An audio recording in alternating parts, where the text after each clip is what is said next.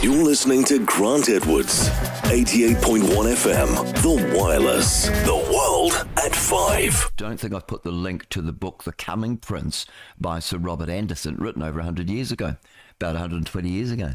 And beautiful English, and so it's a bit difficult to read because we're not up with the play. They were far better at English than we are today because I don't know why we're busy learning Maori or something. I don't know. We just don't.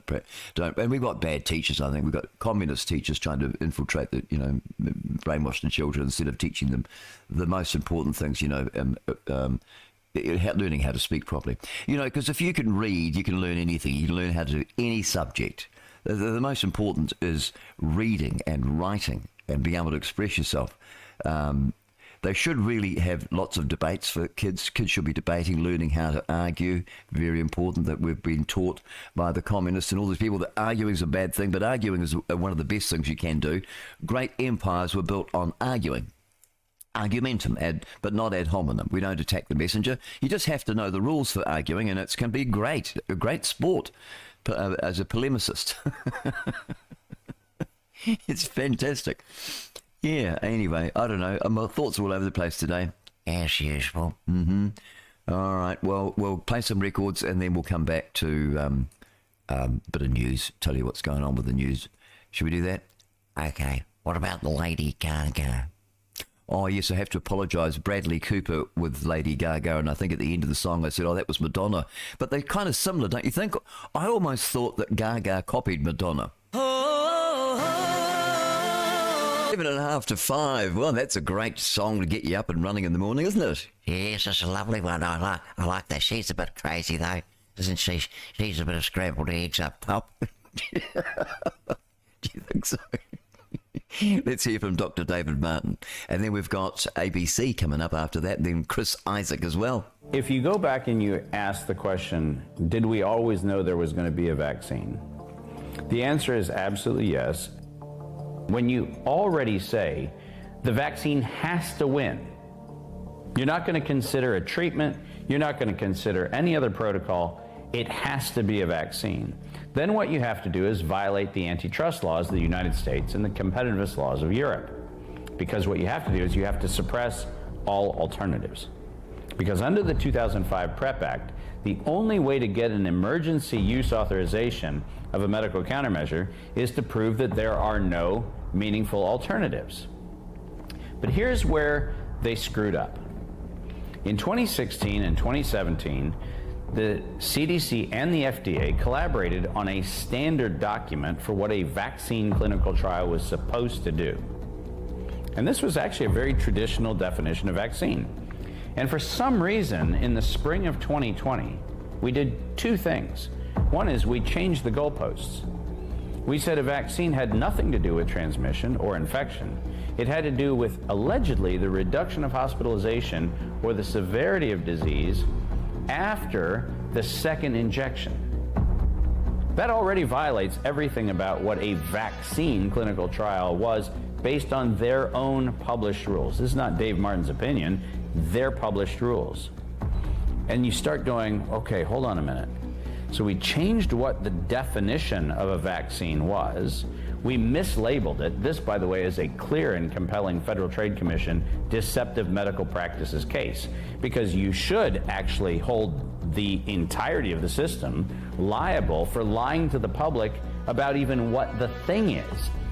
Up until April of 2020, both at BioNTech and at Moderna, it said that mRNA injections were, and I'm quoting from their financial statements, experimental gene therapies, classified as such by the FDA. Not kind of, that's where they were classified. Now, people say, Dave, don't say experimental gene therapies. I'm not. I'm reading it from their SEC filings, in their 10Ks and in their 10Q filings with the SEC. That's not my opinion, it's their words. But if you actually told the public, hey guys, we'd like you to take an experimental gene therapy, you know what would happen? Everybody would say hell no. But if you actually say, well, we're going to call it a vaccine, which, by the way, never, ever has there been a change in the legal definition of what a vaccine is. So we change allegedly, what we mean when we say vaccination to mean it might help you not be as sick, which, by the way, there was no basis for that assumption. We have no evidence of it. And then you go back and you say, well, in the clinical trial, we also are not going to say that you actually are immunized until 14 days after the second injection, which is really interesting. You realize then that all of a sudden, all of the cases of COVID in 2020 are actually people in the clinical trials. But they weren't immunized until after the second injection. So they were considered unvaccinated when they had adverse events like death, like anaphylaxis, like all the things you expect inside of the post 14-day injection period of time. And many people say, well, yeah, but those aren't really adverse events because according to the adverse event thing, you can't count on those things. Well, that's because in 2018, the definition clearly of the adverse event following immunization, which is an officially legally defined term, that term was changed to mean the only thing that can be counted as an adverse event. And by the way, this is one where if you go look it up, it's bone chilling to hear what I'm saying. They changed the definition of an adverse event to be only a thing that the literature had already shown as potentially caused by the injection. Now let's stop and unpack that for a minute. If in 2018 we changed the definition of adverse event following immunization, and we change it so the only thing that can be counted is a thing that's already published in the literature as a potential adverse event, and then we use an agent that has never been used, what did we just do? We created an environment in which the manufacturers could lie, telling the legal truth. Here's where we have a little tiny problem. Moderna and Ralph Baric entered into a material transfer agreement, which Ralph Baric, in his own words, has said was the transfer of the sequence for the injection. Was the vaccine going to win?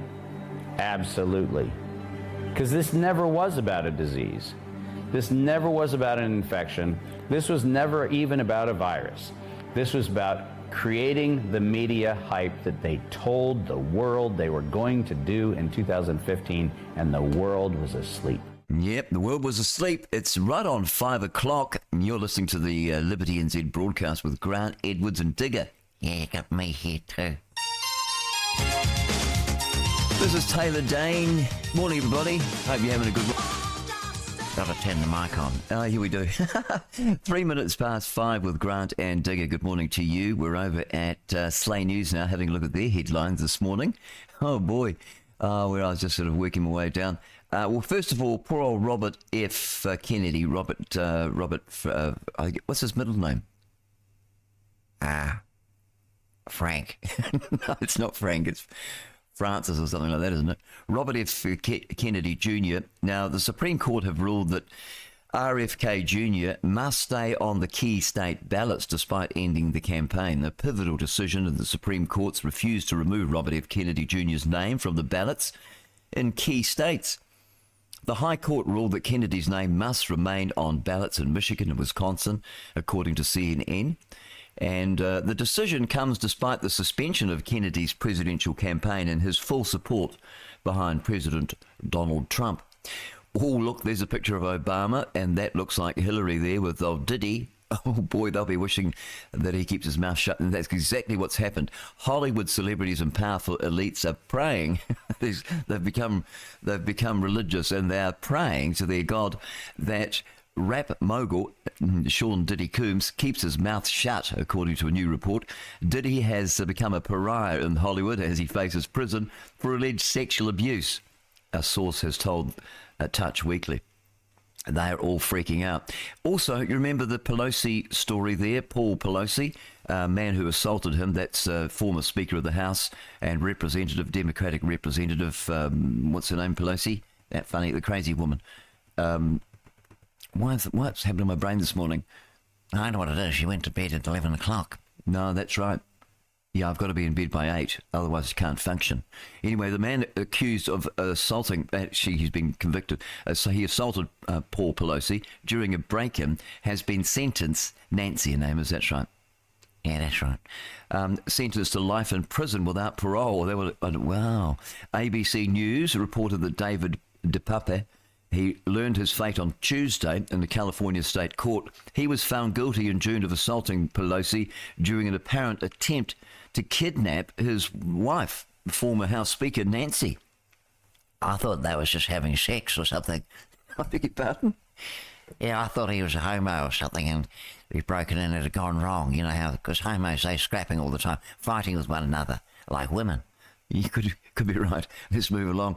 A leaked video has emerged of an Ohio Democrat campaign staffer revealing plans to push for aggressive open border policies. Oh, the video exposes comments made by Kevin, looks like Oyakawa, who is working on two hotly contested campaigns this year, according to Fox News. Look at these. He looks like a gollywog. Oh dear, Karine Jean-Pierre, White House press secretary she is. She has provoked further outrage over President Joe Biden calling half the country garbage during a White House press briefing on Wednesday. Jean Pierre, I guess it is. It's not John Pierre, is it? No, or it could be. You think that's a bloke, do you think? She looked funny. Why don't you do that with her hair? Some women would look better with short hair, wouldn't they? Anyway, that's what she said. During the White House press briefing on Wednesday, she claimed that Biden was not calling Trump supporters garbage, but Slay News reported a video showing him that he did actually say that. Let's have a look. Let's have a listen and see what actually happened. There's got to be a video here. Here he is. We'll play that. Or Puerto Rico, where I'm in my home state of Delaware, they're good, decent, honorable people. The only garbage I see floating out there is his supporters. His demonization of seen as unconscionable, and it's un-American. Well, the trouble with that is that about 250 million people are going to vote for Trump. If the truth comes out, really 250 million Americans will be voting for Trump. So that he's saying Biden's really, what he's saying there is that a quarter of a billion people in the United States are garbage. That's what he really thinks of you. Hey, we're over at Slay News, and if you like beef, well, the best place to go is beefslay.com. There's a link over at slaynews.com. So don't be a victim of the food war. Stock up on all real all-American beef and get a 15% off today with the promo code Clean Cows, and you'll find the link to that. And there it is. I'm looking at it right there. They've got it on every story right near the middle. Anyway, and then have we got that one digger of Trump in the garbage truck? He's so clever. He's such a smart man, and he runs those campaigns. He is really, he's there. He's taking advice from everywhere, but he's also he's very smart. He's I think he's learned a heck of a lot, hasn't he, since the last time? I mean, he's been at it now. He's been a politician for 10 years, coming up 10 years, doing very, very well. Whatever he does, he masters, and that's what I like about him.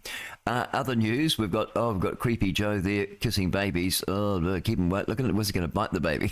It looks like the terrifying, creepy Uncle Joe made a surprise return to the White House during Halloween celebrations. That'll be yesterday. Today for them. On Wednesday night, during a White House trick-or-treat party for children, President Joe Biden was spotted randomly biting babies' legs and sucking on infants' toes. Ugh, keep them away from your kids. New York's former Democrat governor, Andrew Cuomo, has been referred to the U.S. Department of Justice, the DOJ, for prosecution over his role in the state's nursing home deaths during the pandemic. Republican-led House subcommittees found that Cuomo lied to Congress in an effort to cover up his role in all those deaths. And there's Creepy Joe again. What does he say? Well, across the country, Republicans in tight congressional races are citing President Joe Biden's shocking garbage remarks to highlight the divisive agenda of the Democrats. As Slay News reported earlier, Biden unleashed a one-man October surprise to sync his own party during a Zoom call it was, with Latino voters. Blimey, there we are. An incendiary device that was used to destroy hundreds of ballots inside a drop box near Portland, Oregon, were carrying a pro-Hamas message, authorities have revealed. On Monday, 2 election drop boxes located in Portland and Vancouver, Washington, were set ablaze. The ballot boxes were located just 15 miles apart, according to news reports. And also, Democrat presidential candidate Kamala Harris has finally issued a heavily scripted response to the lame duck President Joe Biden's shocking remarks about American citizens. As Slay News reported earlier, they say Biden provoked outrage by smearing half the country. It is half the country, when he called President Donald Trump's supporters garbage during a Zoom call. I don't think he meant. We'll grab it and we'll blow it out of proportion. Both sides are good at it, aren't they? But the Democrats are really good at twisting the news. Anyway, hey, thanks for joining me. Anyway, I've got a few there on the streams, and just a nice little handful of people over on Rumble. Hey, thanks. Thanks for coming along. Appreciate that. When I come back, we'll have a look at the People's Voice.tv and see what's going on there. But in the meantime, we've got. I was going to play ABC, but I wasn't in the mood for it. I've got Chris Isaac. I think I'm in the mood for that. Talk is there as well. We'll give it a go. I might pull them out. I might change my mind. These things happen. George Michael as well, whispering carelessly. You're listening to Grant Edwards, 88.1 FM, The Wireless, the world at 5.